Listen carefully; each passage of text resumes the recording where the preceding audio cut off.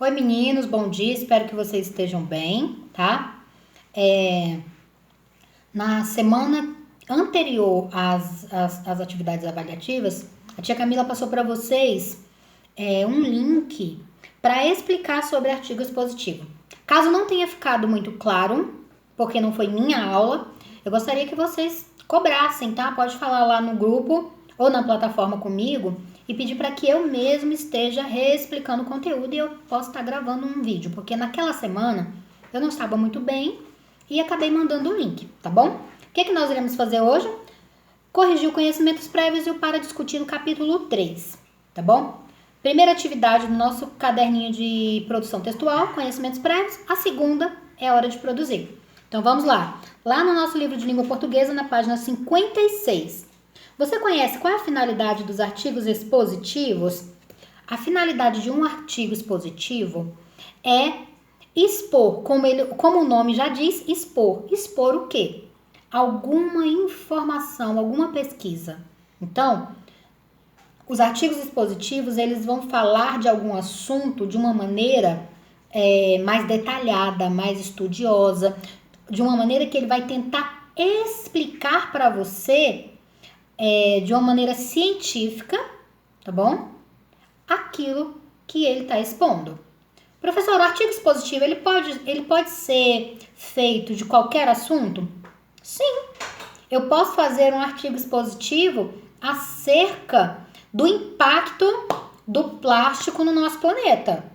Eu posso fazer um artigo expositivo acerca da criação das histórias em quadrinhos. Então, depende do que você quer enfocar, tá bom? Você já participou de um seminário na escola? Eu já participei. E participei de muitos. Com certeza vocês também já participaram. Quem está comigo há mais tempo, né? Também já participou porque a gente tem muito esse costume, não é? Qual é a relação entre esses dois gêneros textuais? Artigos expositivos e seminários. Gente, a relação é que os dois expõem coisas, tá bom? O artigo expositivo, ele vai fazer o quê?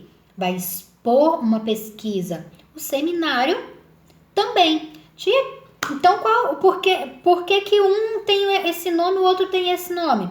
Porque é o seguinte, o artigo expositivo é escrito, tá? Sempre escrito. O seminário é falado, tá bom? É quando você expõe verbalmente aquilo que você colocou. Basicamente, a diferença de um para o outro é só essa, tá bom? Agora, vamos lá na página 57 e acompanha comigo isso daqui, ó. Aprenda mais. Com ventos de mais de 280 quilômetros, o furacão Katrina causou enormes prejuízos no litoral do sul dos Estados Unidos, principalmente em torno da região metropolitana de Nova Orleans, em 29 de agosto de 2005. O furacão e a tempestade tropical que o acompanhou foram responsáveis por números terríveis, mais de 1.000 mortos, 1 milhão de pessoas desalojadas, 2 milhões de dólares de prejuízo. Então, olha só, aqui no Aprenda Mais, ele está dando uma ênfase para a questão do que está sendo estudado no primeiro momento, tá? Ele está falando um pouco sobre o furacão Katrina. Depois, eu quero que vocês deem uma pesquisada, uma olhada nas notícias sobre esses fenômenos que acontecem pelo mundo, tá bom? Então, vamos lá comigo para discutir. Caso as previsões expostas nesse artigo se confirmem, para você, como será a vida na Terra no ano de 2100? Olha só, pessoal, o que está falando aqui no nosso artigo? Ele está falando sobre o fato de que o ser humano, ele não está cuidando, não é, do planeta, e que cada vez mais o planeta está ficando quente e alguns lugares, como Polo Norte, Polo Sul, eles estão descongelando. Então, eu acho que no ano de 2100, Se continuar como o artigo prevê, a nossa temperatura vai ser muito alta, tá? A umidade do ar vai ser extremamente baixa. E aí, isso interfere em quê, tia Camila? Quanto mais baixa a umidade do ar, mais calor a gente sente, mais falta de ar, mais seco o dia é, tá bom? Estranho, né? Mas a umidade alta quer dizer que tem mais gotículas de água pairando pelo ar, tá bom? Será que diante dessas previsões alarmantes, o ser humano encontrará alguma solução? Eu acho que sim. Por quê? Porque normalmente a gente vê o quê? O ser humano se reinventando. Ele não tenta prevenir tanto, né? Ele tenta se reinventar.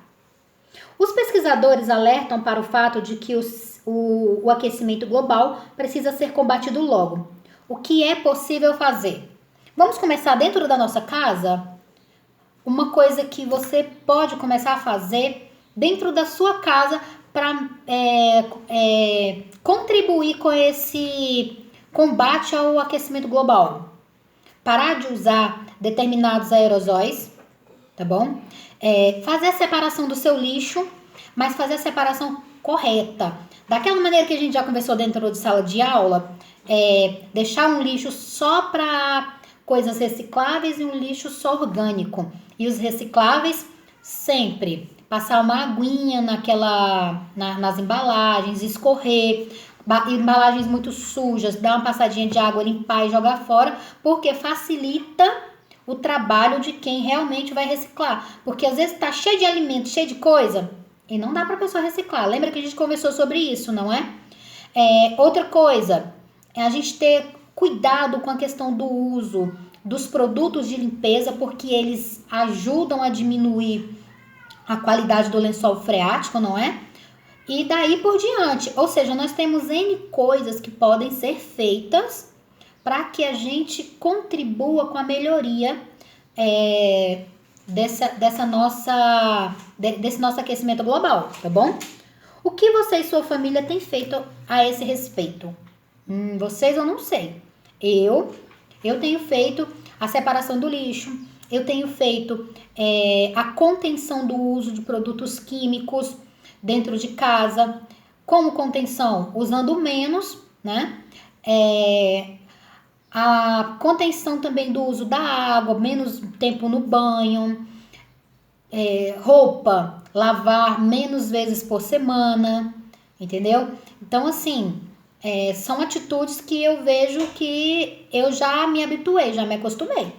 Então, basicamente seria isso, pessoal. Eu quero que vocês deem uma leitura, façam uma leiturinha lá na página 59 do Aprenda Mais. Oceanos subiram 7 metros só com o derretimento do gelo da Groenlândia. Tá bom? Então, dei uma lidinha para vocês verem isso daí. Agora, nesse momento, eu quero que vocês vão até a página 58 e acompanhem comigo o dicionário. Alarmantes, assustadoras, aterradoras, ou seja, as notícias ultimamente são alarmadoras, não é? Ficou no nosso contexto. A eficácia, qualidade do que é eficaz, ou seja, ideal, infalível. A eficácia dos remédios atuais, que eles estão dizendo que servem para o coronavírus, não é comprovada. O que eu quis dizer? Que não se tem certeza que realmente funciona. Severos, graves. Os efeitos do vírus são severos. Graves porque podem levar até a morte, não é? Enfáticos, certeiros, enérgicos, taxativos. Os conselhos do Ministério da Saúde são enfáticos. Ou seja, eles são certeiros, eles são enérgicos, eles deixam bem claro o que a gente deve fazer para prevenir a disseminação do vírus que está acontecendo atualmente, né? Irreversíveis, que não se podem reverter, voltar ao começo. Essa situação atual tem consequências irreversíveis para algumas pessoas. Por quê? Porque algumas pessoas simplesmente estão indo a óbito. Não tem como elas voltarem e se livrarem do vírus, não é? Então, gente, continue usando o dicionário. Prestem bastante atenção nessa questão do contexto e do significado que se coloca na palavra quando você utiliza, tá bom? Próxima aula, eu irei corrigir com vocês o desvendando os segredos do texto e passar o É Hora de Produzir. Pessoal, até a próxima aula.